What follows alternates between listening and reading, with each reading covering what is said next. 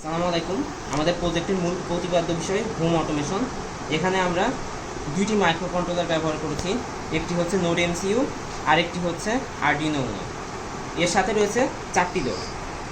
এখানে আমরা একটি সকেট, একটি ফ্যান এবং দুইটি লাইট দেখতে পাচ্ছি।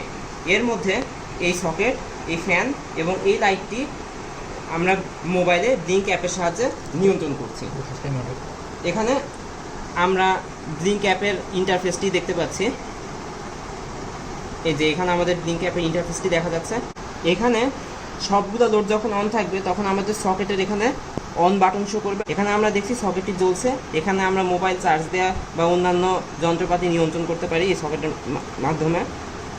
এখানে আমরা দেখতে পাচ্ছি একটি অ্যাডজাস্ট ফ্যান ঘুরছে। আমরা এখন এই ফ্যানটিকে অফ করতে চাই।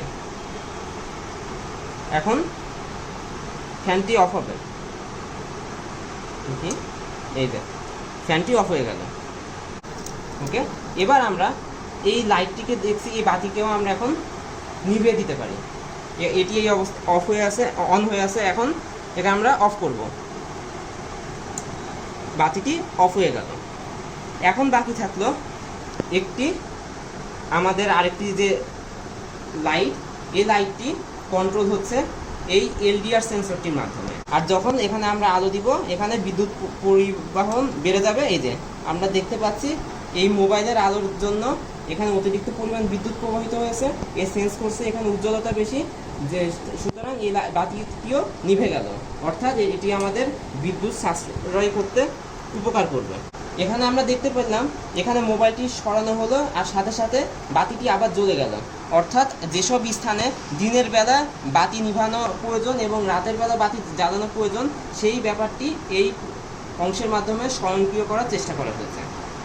এখানে আমরা আরেকটি অংশ এবার দেখতে পাচ্ছি, এই একটি স্মোক ডিটেক্টর এবং একটি সেন্সর। এই সেন্সরটি আমাদের আবহাওয়া, তাপমাত্রা এবং আর্দ্রতা সম্পর্কে আমাদেরকে দূর থেকে মেসেজ দিবে।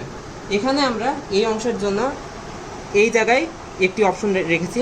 আমরা দেখতে পাচ্ছি এই অংশে হিউমিডিটি 69% এবং তাপমাত্রা 33.3 ডিগ্রি সেলসিয়াস।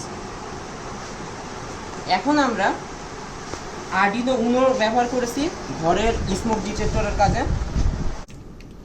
এটি আমাদের স্মোক ডিটেক্টর MQ2 সেন্সর। এখানে আমরা দেখতে পাচ্ছি নীল বাতি এখন জ্বলছে।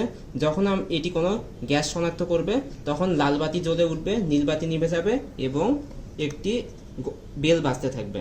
এখানে আমরা দেখতে পাচ্ছি এই যে এখানে ধোঁয়ার কারণে লাল বাতি জ্বলছে এবং এই আমাদের বাজারটি শব্দ করছে।